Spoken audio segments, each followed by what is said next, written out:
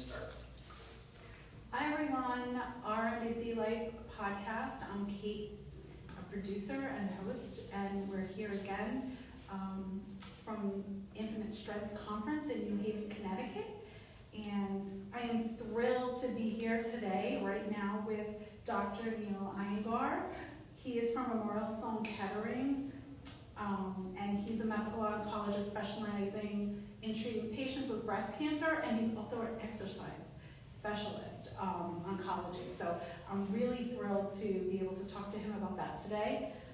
Right now, he just delivered an incredible presentation about exercise and how staying active improves the quality of life with metastatic breast cancer patients. So I would love to hear some key takeaways that you could help so our listeners could understand what the presentation was about today. Yeah, absolutely. So thanks so much for having me on. I think this is information that we don't necessarily hear a lot about, and exercise is turning out to be a really powerful tool for improving things like cancer-related fatigue, joint pain, even mental health. And we think that there are some properties of exercise that actually fight the tumors as well. Some initial data suggesting that exercise can help cancer therapies work longer and even work better. So a lot of exciting potential. But what do we know here and now about exercise?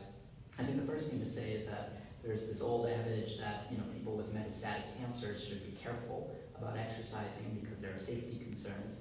Well, certainly there are safety concerns with any diagnosis, but we're learning that exercise is definitely feasible and helpful for people with metastatic cancers, including metastatic breast cancer, even those who have bone metastases.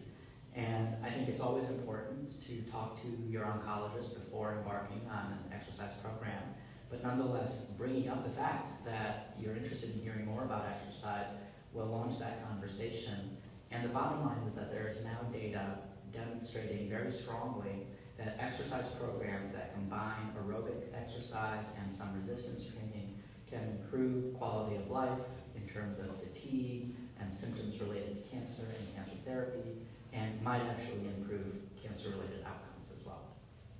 That is so interesting to hear that, and I know that many patients, were afraid, right? We have this metastatic breast cancer diagnosis, and like you said, we have bone mets, some people have fractures that are healing, and even people that are on treatment, sometimes we have short breath and we're, tired. And then we think, how can we exercise? Like, how is that possible to even think that I can go and exercise? Is it safe? And isn't that just going to make me more tired? So I would love to hear what you tell your patients, and how can patients maybe start, because you have to try to start somewhere. Absolutely. Right. And it's that start that's such a great point, because I talk with my patients about that kind of activation energy, if you will. We know in biology and science that when there's a chemical reaction, in order for the reaction to take place, initially there has to be some activation energy. You have to put in some energy to get the outcome that you want. And this is very similar with exercise in the setting of a metastatic cancer diagnosis. I can totally understand that a person is tired, they're fatigued. The treatments cause a lot of fatigue. So exercise might be the last thing that you even want to think about. How can you possibly get the energy up for exercising? And I think that there are a couple of key points to keep in mind. The first is that exercise in the long run will actually improve that feeling of tiredness that you may have. And what we're also learning is that there are different components of fatigue, that it's not just a physical symptom, but there are also mental symptoms where you can feel mentally fatigued. And it's hard to tease out, is the fatigue that I'm experiencing right now, is it mental fatigue, is it physical fatigue, is it both? And so sometimes it can help to just sort of dive in, if you will, and say, well, today I'm going to walk for 5 minutes. It could be 2 minutes, it could be 1 minute, but something that really gets you started. And you don't have to start by running a marathon.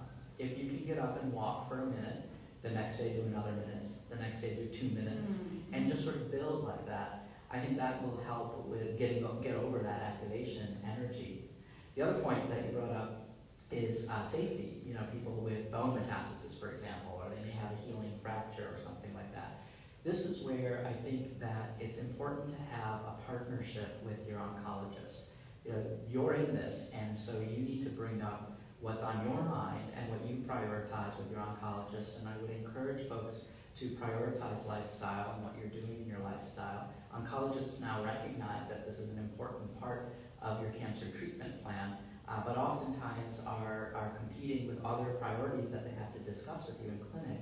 So if you drive that discussion and you highlight that you're interested in pursuing an exercise program, then they can sit down with you and say, well, you know, listen, we're about to give you radiation for a metastasis that's on your femur. Why don't we complete that first, and then we'll embark on the exercise program. So it's important to have that conversation. Yeah, that's an important message for everyone, to really talk to your oncologist, because you're a team, you need to collaborate. That's so important. Now, have you, I think it's important also to recognize that it's okay to just walk for a minute, and then kind of increase as you tolerate every day. And so your expectations, it's okay to not run a marathon, and your expectations can be just to walk to the mailbox, perhaps. The other thing I wanted to ask you about is, do we need to worry about going to the gym and doing weight training, or is it a combination of aerobic, like the walking, the cardio, and weight training, or one or the other? Is there any data suggesting we should do? What should we do? Yeah, so that's an important question, and we think that a combination of both approaches is important. A lot of our data so far is showing us that aerobic exercise is perhaps the most helpful when it comes to things like fatigue, as well as some of those biological changes that aerobic exercise can induce, which might actually help the cancer treatments work better. But we also know that resistance training and weight training can be helpful in terms of maintaining an ideal body composition. So that's your ratio of your fat mass to your lean mass, which is important for supporting your bones. It's important for your insulin signaling, maintaining an optimal metabolic status. And so there are a lot of benefits to resistance training as well. Right now, we're recommending about 150 minutes per week of moderate intensity exercise. So that could just be walking or brisk walking, and about 2 days a week of resistance training, and that could be 15 to 20 minutes of working with a resistance band, or even just walking with lightweight exercise, or light weights in your hands, or light weights around your ankle. Okay, so that was my next question. Like, do we have to go to the gym and do this? But I guess we really don't. And with YouTube videos, and after, of course, speaking with your oncologist to make sure it's okay, you know, we can do some things at home. So absolutely. Yeah, this was so informative. I'm so grateful that you took time out and were able to talk and speak with us today, and our listeners. I hope you got some good tips and some key takeaways. We will be having a podcast this season, so tune in on bone health and bone mats. So remember to listen into our podcast. Thank you. Thank you. Thank you so much. Thank you so much. Thank you. So we'll be in touch. Any new trials for metastatic patients, not first line and not your